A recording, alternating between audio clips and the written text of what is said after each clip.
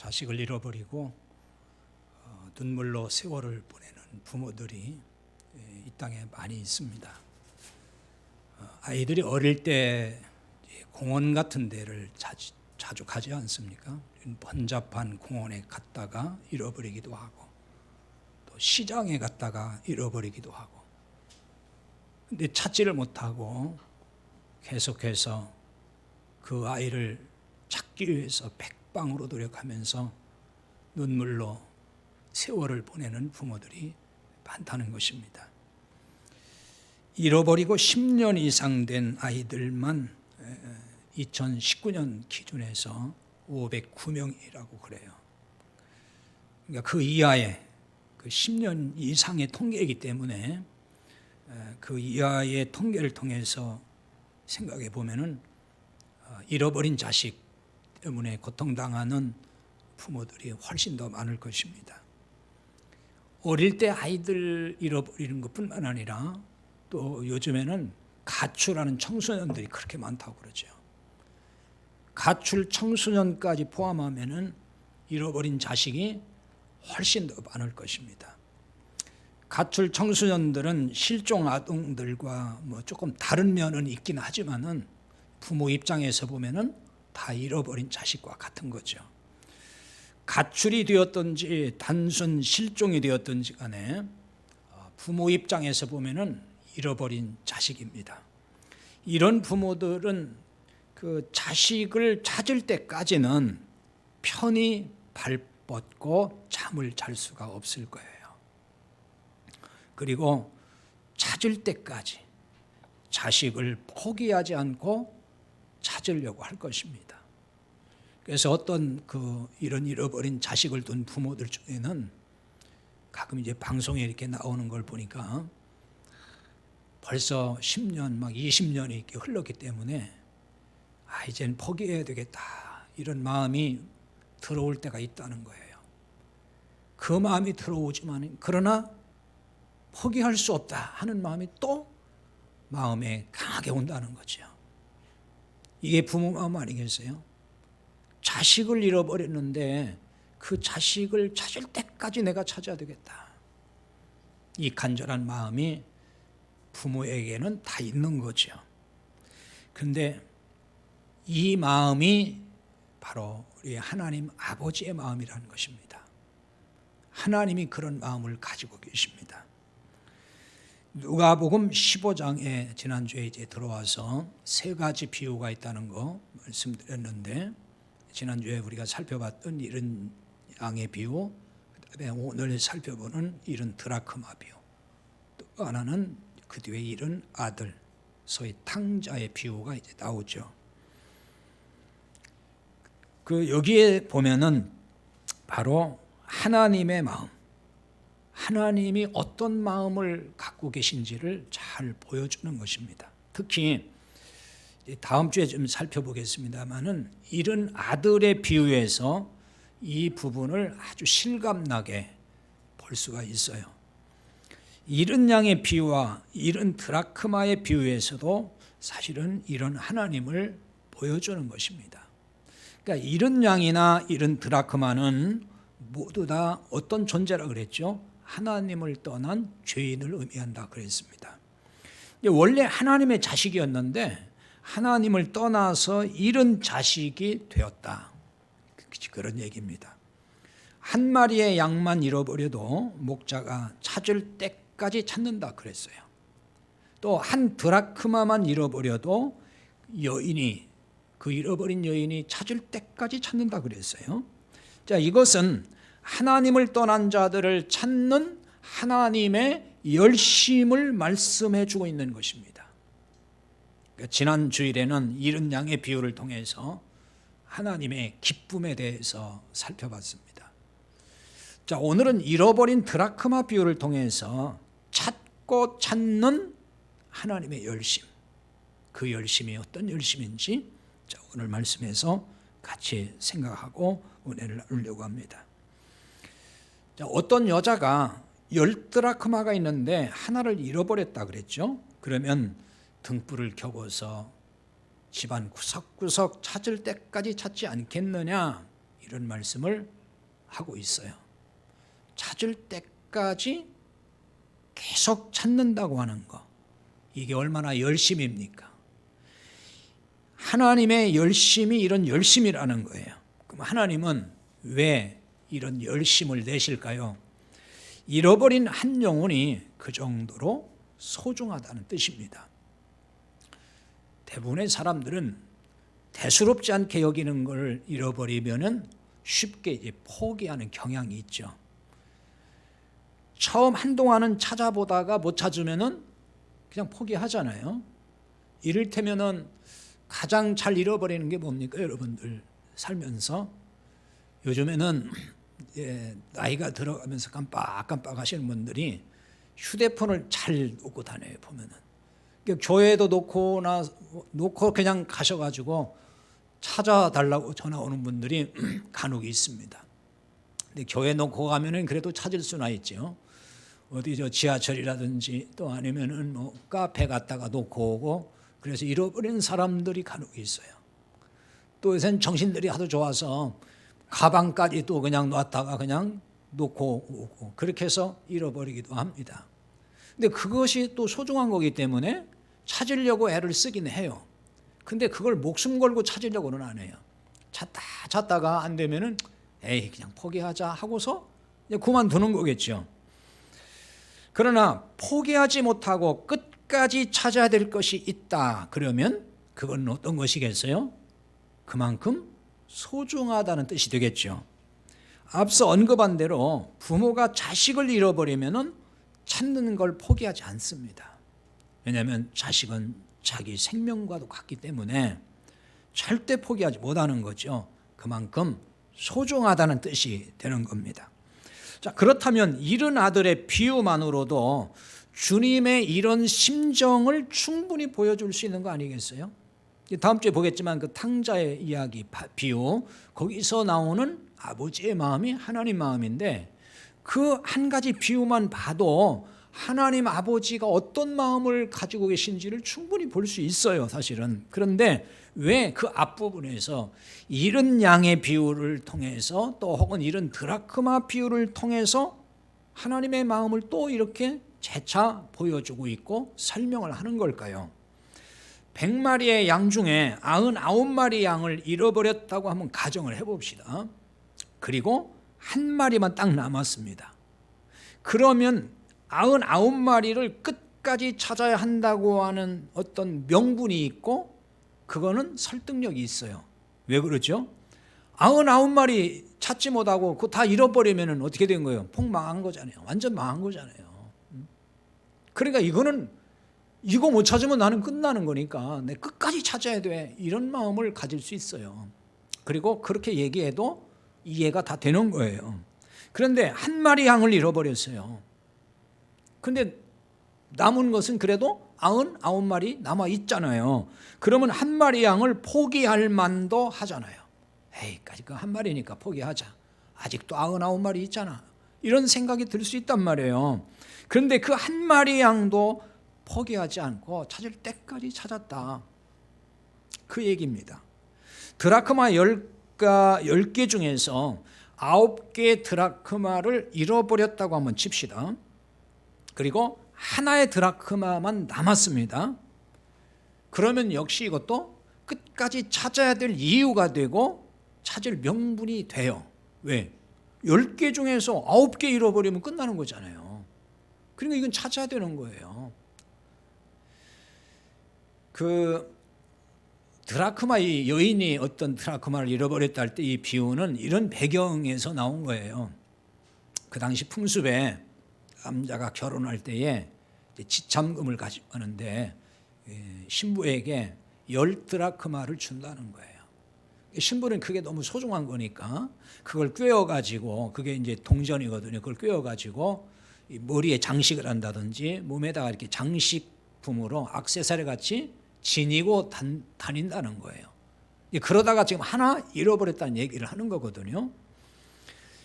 그러니까 9개를 잃어버렸을 때는 이게 큰 문제가 되지만은 1개만을 잃어버릴 때는 그래도 9개가 있으니까 그걸로 그냥 장식을 하고 다녀도 큰 문제가 안 될 수 있다는 거죠.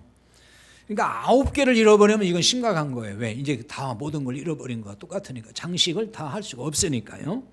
하지만 하나의 드라크마를 잃어버렸다는 거죠. 그래도 이 9개 드라크마가 있으니까 아이 하나 뭐 없으면 어때? 9개만 가지고 그냥 장식하고 다니지.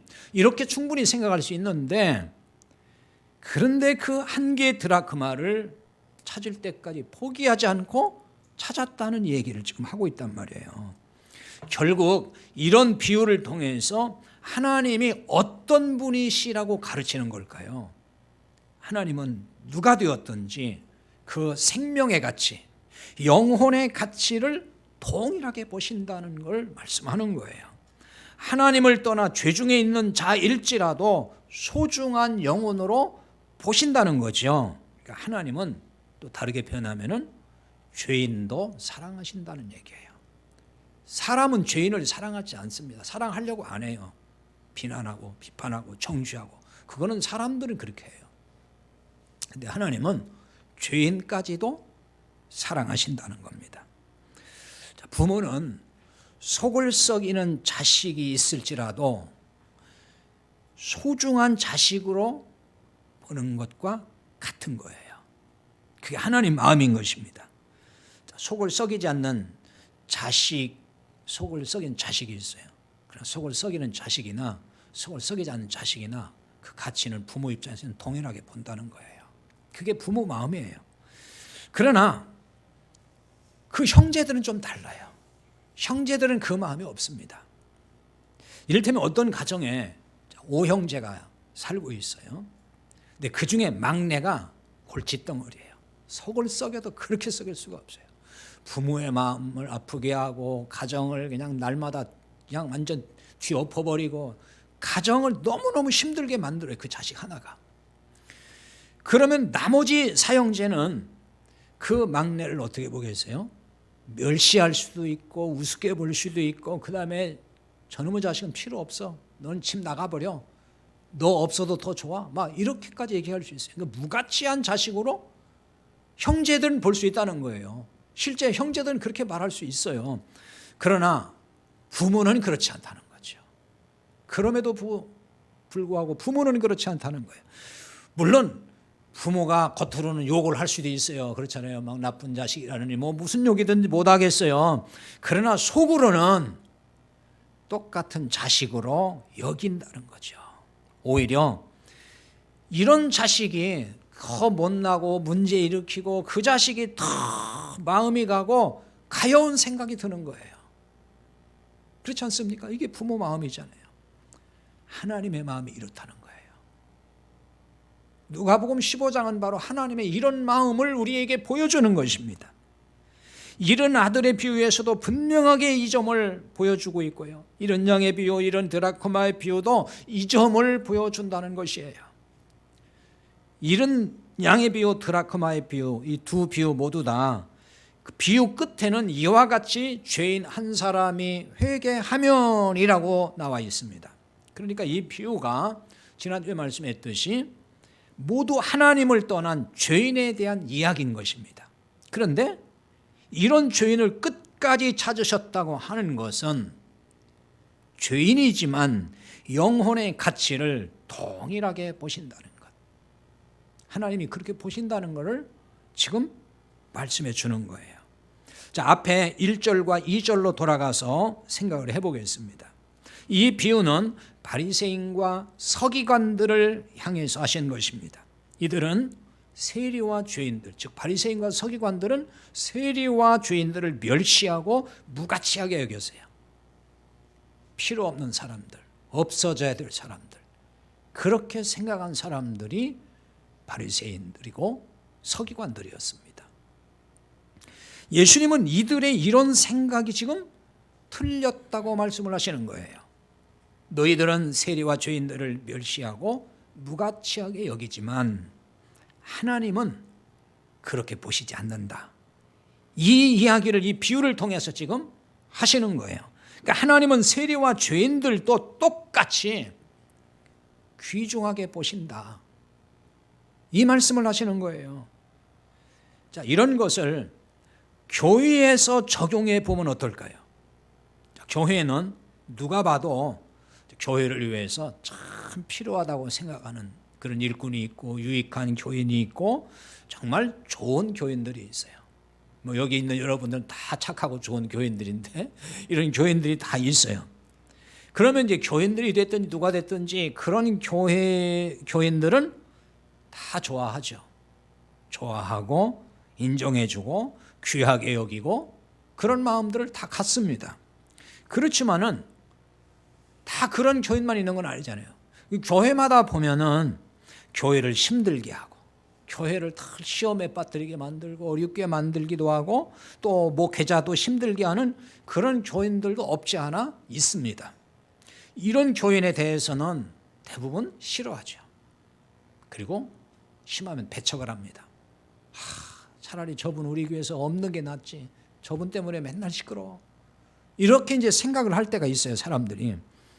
그래서 정말 그냥 있으나 마나도 아니고 참 있어서 오히려 힘들다. 이렇게 생각이 들 때도 있습니다.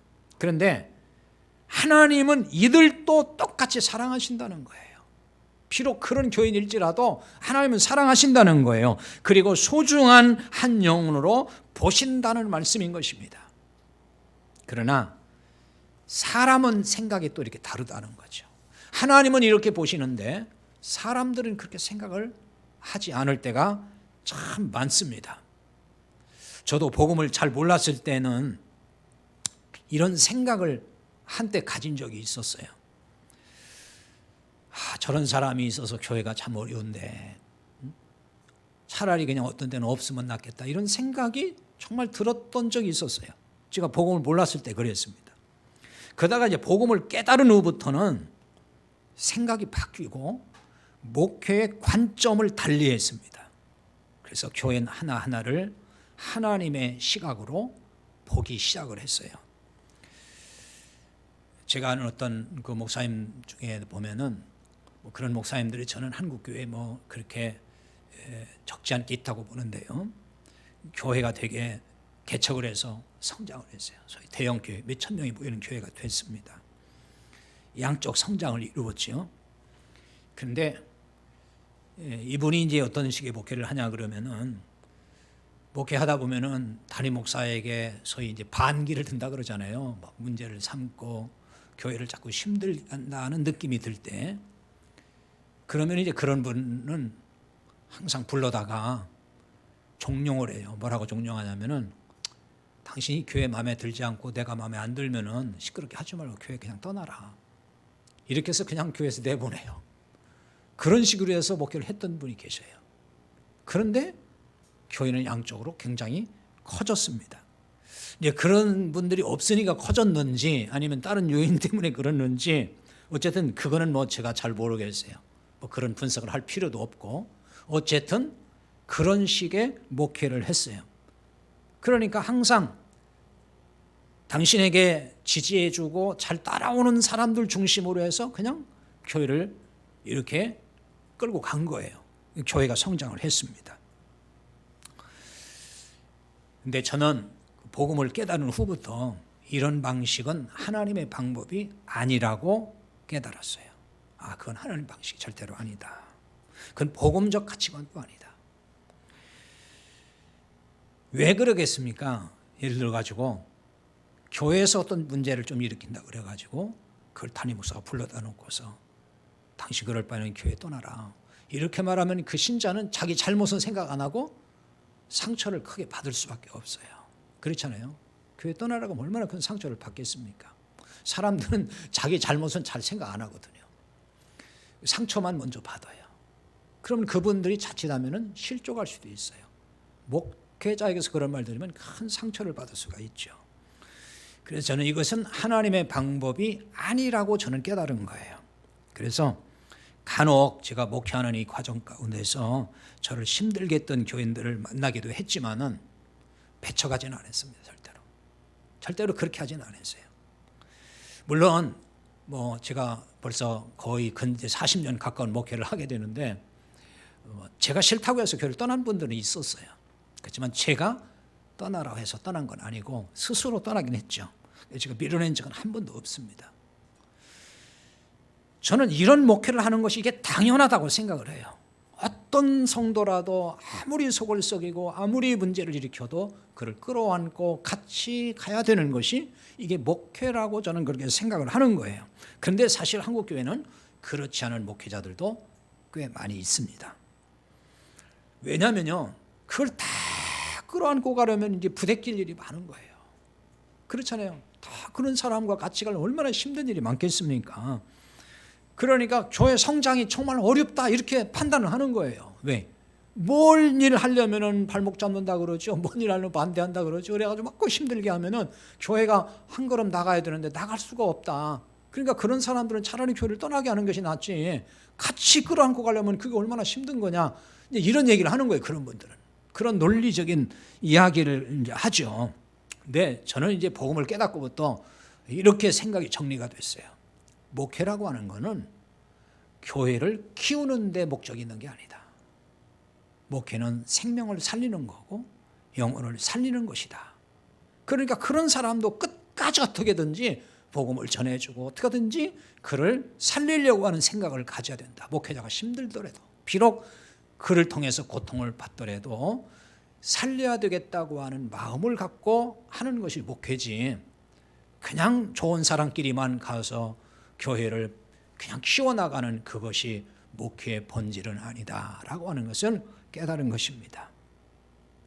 저는 이게 복음의 본질이라고 그렇게 이제 깨달았어요. 자, 그러면 하나님은 어떤 방식으로 열심을 내실까요? 드라크마를 잃어버린 어떤 여자가 등불을 켜고 집안을 쓸면서 찾았다 그랬죠. 이 드라크마는 당시 이제 헬라의 화폐 그 단위인데요. 일종의 동전이라고 보면 되겠어요. 근데 성경에 많이 나오는 게 이제 데나리온이 나오죠. 이건 로마의 화폐 단위예요. 이 한 데나리온과 한 드라크마는 금액이 같은 것입니다. 그 당시 하루 노동자의 품삯이라고 그렇게 보고 있습니다. 자, 아무튼 잃어버린 드라크마 그 하나를 찾기 위해서 등불을 켰습니다. 왜 등불을 켰을까요? 어두우니까 켰겠죠. 화나면 등불을 켤 이유가 없어요. 어두우니까. 그러니까 어두운 곳에서 잃어버린 그 작은 드라크마 하나를 찾아야 되기 때문에 등불이 빛이 필요했던 것입니다. 근데 집이 어둡다고 하는 것은 이런 드라크마의 배경이 가난한 서민의 집이라는 걸 말해주는 거예요. 당시의 서민들은 집을 지을 때에 창문을 조그맣게 냈다 그래요. 뭐 그게 어떤 여러 이유가 있다고는 하는데요. 뭐 겨울 되면 추워서 그런다는 얘기도 있고 아무튼 뭐 여러 가지 이유가 있던 것 같은데 이게 이제 창이 작으니까 빛이 잘 안 도는 거예요. 그래서 뭘 찾으려면은 작은 거 찾으려면은 등불을 켜지 않고는 찾기 어려웠다는 것입니다. 그러면 등불을 켰다고 하는 것에서 우리는 영적으로 무엇을 깨달을 수 있을까요? 하나님을 떠난 죄인을 찾으려면 등불이 필요하다. 그 얘기입니다. 그 등불은 복음의 빛이신 예수 그리스도를 의미하는 것입니다. 요한복음 8장 12절에서 예수님 하신 말씀에 나와 있죠. 나는 세상의 빛이니 나를 따르는 자는 어둠에 다니지 아니하고 생명의 빛을 얻으리라 그랬어요. 근데 마태복음 5장 14절에 가보면은 예수님이 또 이렇게 말씀하시죠. 너희는 세상의 빛이라 그랬어요. 그러니까 예수님이 세상의 빛이고 우리도 세상의 빛이에요. 그러면 그 빛이 같은 빛은 아니죠. 예수님은 빛의 본체가 되시는 거고 그 예수님을 통해서 우리가 빛을 발할 수 있다는 얘기가 되는 것입니다. 그러므로 우리가 세상의 빛이 되려면은 빛이신 예수 그리스도가 내 안에 계시면 되는 거예요. 그럼 우리는 빛이 되는 것입니다. 빛이신 그리스도가 내 안에 계시면은 자연히 빛을 발할 수가 있어요. 그러니까 등불을 켠다는 것을 이렇게 이해를 해야 되는 것입니다. 근데 우리가 빛을 비춘다 그러면은 단순히 어떤 착한 행실 또 뭐 어떤 좋은 일을 하고 하는 거 이런 걸 자꾸 먼저 연상을 하는데 여기서 빛을 비춘다, 세상의 빛이라는 얘기는 예수 그리스도가 내 안에 계심으로 우리가 세상에 그리스도를 드러낸다 혹은 복음의 빛을 비춘다 하는 얘기를 하는 것입니다. 그래서 하나님은 빛이 되는 그리스도인들을 통해서 죄인을 찾고 구원하시는 거예요. 죄인을 찾으시는 하나님의 열심이 이렇게 나타나다는 거죠. 빛이 되는 그리스도인들에게 열심을 내게 해서 이런 영혼을 찾으시는 것입니다. 이것을 다른 말로 우리가 흔히 하는 말로 복음 전파라고 그렇게 말하는 거예요. 빛이신 예수 그리스도가 복음입니다. 이 복음을 전해 주어야만이 죄인이 깨닫고 하나님께로 돌아오게 되는 거예요. 이런 까닭에 우리가 복음을 제대로 모르면은 복음의 빛을 발할 수가 없어요. 복음의 빛이 내 안에 있어야만이 생명을 줄 수 있는, 생명의 빛을 발할 수가 있는 것이죠. 우리가 전도를 못하는 까닭은 생명의 빛이 내 안에 없기 때문일 수가 있습니다. 전도라고 하는 것은요, 단지 이렇게 전도지를 나눠주고 사람을 교회로 데리고 오는 것, 그것이 아니에요. 성경이 말씀하는 전도는 뭐냐면은 생명의 빛을 주는 겁니다. 참 복음을 넣어주는 거라 그 얘기예요. 우리가 전도한다 그러면 보통 그동안 한국교회에서 하는 전도의 행태를 보면은 그냥 이렇게 얘기하잖아요. 사람 만나가지고 예수 믿으세요. 예수 믿으면 복 받아요. 예수 믿으면 참 좋아요. 예수 믿으면 형통해져요. 잘 돼요. 뭐 이런 식으로 이제 얘기를 하잖아요. 그리고 자기는 복음을 전했다 이렇게 말을 하는데 그건 복음을 전한 게 아니에요. 복음을 전한다. 전도가 뭔가를 성경적으로 잘 이해를 해야 됩니다. 우리가 내야 할 열심은 생명의 빛인 참 복음을 전해주는 것이어야 합니다. 죽은 영혼, 즉 믿지 않는 영혼을 살리기 위해서 복음을 전해주는 것입니다. 하나님은 이 일에 열심을 내시기 때문입니다. 그런데 열심 내서 찾아야 될 드라크마가 어디에 있다고 그랬어요? 집 안에 있다고 그랬잖아요. 잃은 양의 비유나 잃은 아들의 비유는 밖으로 나갔다는 공통점이 있어요. 그러니까 잃은 양은 양 무리에서 떠나갔어요. 그게 밖으로 나간 거예요. 또 잃은 아들은 아버지 집에서 떠나갔어요. 역시 밖으로 나간 것입니다. 그런데 잃은 드라크마 비유는 드라크마를 집 안에서 잃어버렸다 그랬어요. 그러니까 잃은 드라크마가 집 밖에 있는 것이 아니고 집 안에 있다는 얘기잖아요. 집 밖에서 찾는 것이 아니라 집 안에서 찾았습니다. 이거는 또 이렇게 어떻게 보면은 멀리 있는 게 아니고 가까이 있다는 얘기예요. 그러니까 잃어버린 영혼이 저 멀리도 있지만은, 세상 속 저 멀리도 있지만은, 그리고 잃어버린 영혼이 우리의 아주 가까운 곳에도 있다는 거예요. 그러니까 찾아야 될 영혼, 살려야 될 영혼이 먼데 있다고 생각하면 안 된다는 거예요. 가까이도 있다는 것입니다. 잃어버렸다고 하는 것은, 자, 지난주에 설명했듯이 무슨 뜻이라겠죠? 죽었다는 뜻이라고 그랬어요. 멸망했다. 물론 그냥 분실했다는 뜻도 없는 건 아니에요. 그런데 이 단어가 주로 다 죽었다, 멸망했다는 뜻으로 많이 쓰는 단어입니다.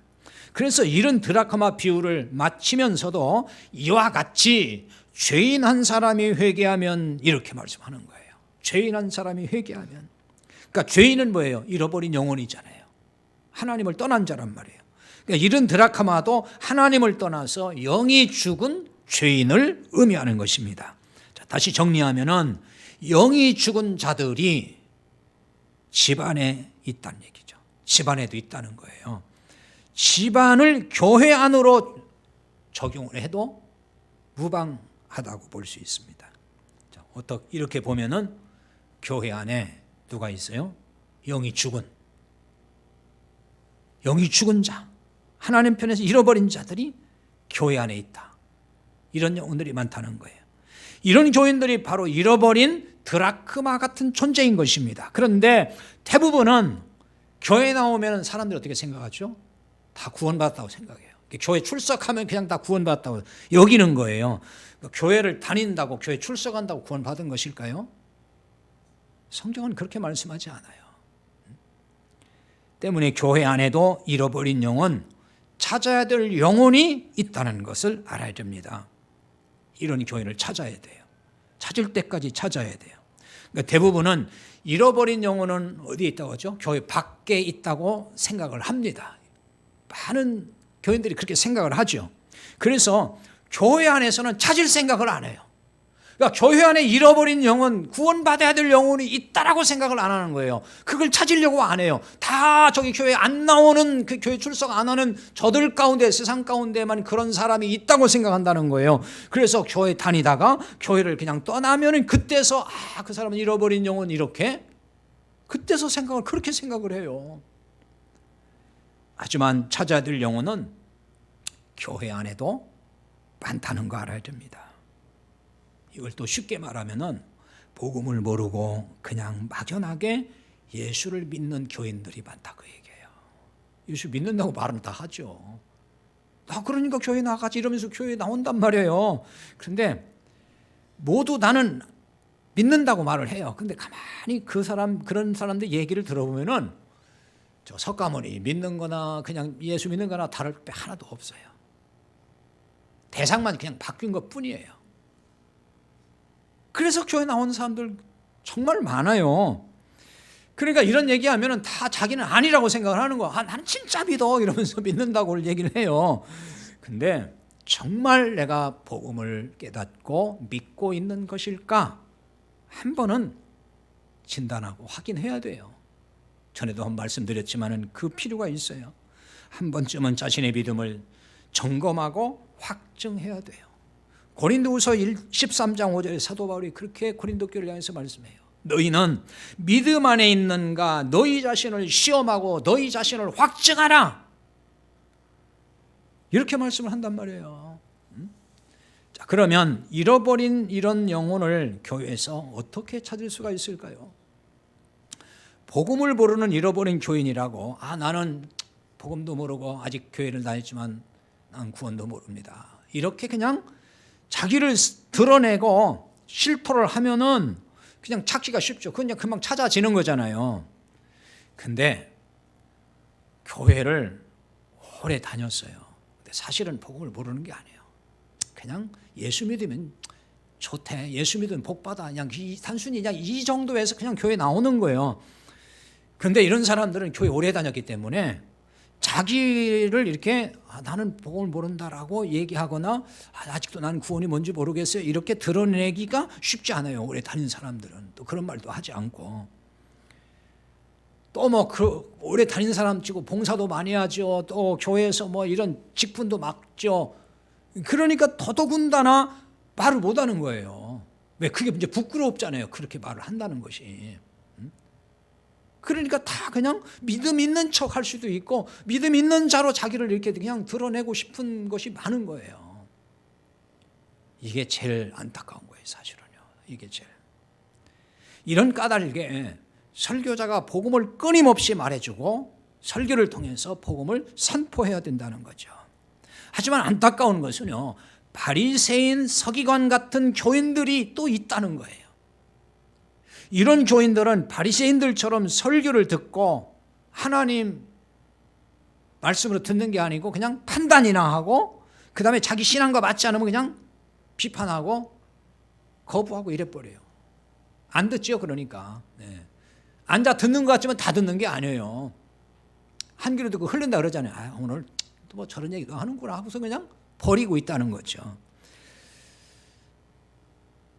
사실 예수님이 바리새인 서기관들에게 이 비유의 말씀, 누가복음 15장 비유는 바로 바리새인 서기관들에게 말씀하신 거예요.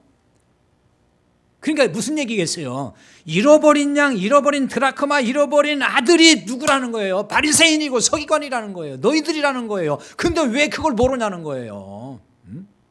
근데 바리새인들은 자신들이 아니고 세리들이고 죄인들, 자기들 기준에서 말하는 죄인들이라고 그렇게 말하잖아요. 우리는 죄가 없다는 거예요. 율법대로 살려고 하니까. 이게 안타깝다는 거죠. 이게. 오늘날도 마찬가지인 거예요. 나는 지금 주일 예배도 잘 드리고 말씀대로 살려고 하니까 나하고는 아무 상관이 없고 저런 얘기는 다 지금 하나님도 잘 모르는 사람들, 교회도 그냥 잘 안 나오는 사람들, 그런 사람들에게는 해당된다. 이렇게 생각하기 쉽다는 거죠. 사람들은 항상 자기는 아니라고 생각을 해요. 나는 아니라는 거야 항상. 회개하고 하나님께 돌아와야 할 자들이 누구예요? 바리새인과 서기관들이라는 거예요. 사실은 한국 교회 안에는 바리새인과 서기관 같은 교인들이 얼마나 많은지 몰라요. 목사도 있고요, 장로도 있고요, 권사도 있고 집사도 있고 그런 자들 가운데도 얼마든지 있어요. 자, 이렇게 말하면 어떤 사람들은 되게 기분 나빠하는 사람도 있어요. 자기는 아니다 그거죠. 또 그 너무 그렇게 함부로 말하지 말라. 왜 다 그렇게 생각하냐 또 이렇게 말을 하기도 하죠. 비판하기도 해요. 그런 얘기에 대해서. 그러나 한국교회의 현실, 영적 현실을 정말 냉철하게 보고 또 여러 가지 이야기, 들리는 이야기를 종합해 보면은 이런 얘기가 결코 지나친 말이 아니에요. 제가 목회를 오래 하면서 내린 결론도 그거예요. 제가 경험한 바로도 그거예요. 정말 이런 얘기가 지나친 얘기가 아니다. 교회만 나왔지, 수십 년 나왔지, 복음 정말 모른다. 그걸 정말 많이 느껴요. 자, 이런 교인들에게 가장 필요한 것이 무엇이겠어요? 참 복음이죠. 복음의 말씀이 선포되는 거예요. 왜 그러겠어요? 복음 외에는 답이 없어요. 근데 이런 얘기를 또 잘 안 들으려고 한단 말이에요. 왜 그러겠어요? 한국교회 풍토, 지금 한국교회는 율법주의, 기복주의 찌들었어요. 완전히. 대부분의 설교를 들어보면 거의 율법주의적 설교고 기복적 설교예요. 그러니까 그 설교를 계속 듣는 설교들은 그런 신앙에 닫혀져 있단 말이에요. 복음적인 설교는 그런 설교를 완전히 반대의 이야기를 하거든요. 그러니까 복음적인 설교를 하면 오히려 이상하게 생각하고 무슨 저런 설교를 해? 이렇게 거부감을 갖는 경우들이 너무 많다는 거죠. 저거구나 이렇게 깨닫는 게 아니에요. 이상하네 왜 저렇게 얘기를 해? 이렇게 반응을 보인다는 거예요. 그래도 어떻게 되겠어요? 그럼에도 불구하고 계속해서 복음을 말할 수밖에 없는 거예요. 왜냐하면 답이 거기에 있으니까 그런 거예요.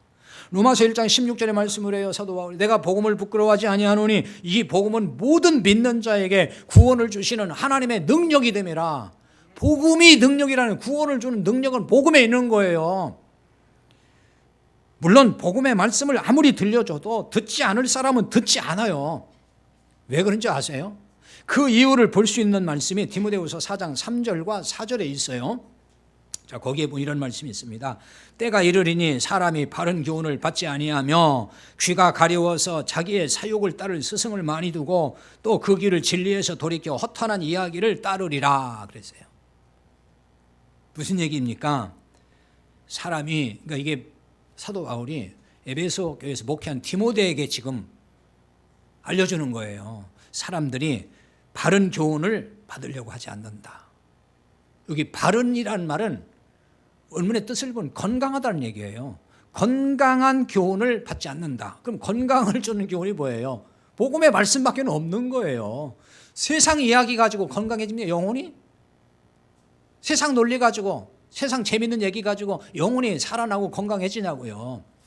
그러니까 이런 얘기를 싫어한다는 거예요. 영혼을 살리고 영혼을 구원하는 복음의 말씀을 사람들이 안 좋아한다는 거예요. 그걸 받지 않아요. 왜 그러냐? 귀가 가려워서. 귀가 가렵다는 귀가 간질간질하다는 거예요. 그러니까 귀가 간질간질하니까 귀 좀 긁어달라는 거예요. 자기가 긁으면 되지 왜 자꾸 긁어달라고 하는지 몰라요. 자기의 사욕을 따를 스승을 많이 뒀다 그랬어요. 자기 사욕을 따를 스승이라는 얘기는 자기 욕심에 맞추어서 자기 욕심에 부합하는 설교를 해주고 자기 욕심에 잘 맞도록 거기에 정말 상응하는 그런 내용의 어떤 재밌는 설교를 해주는 그 설교자들을 따른다는 거예요. 그런 사람을 좋아한다는 거예요. 그래서 그 길을 진리에서 돌이켜 허탄한 이야기를 따르리라.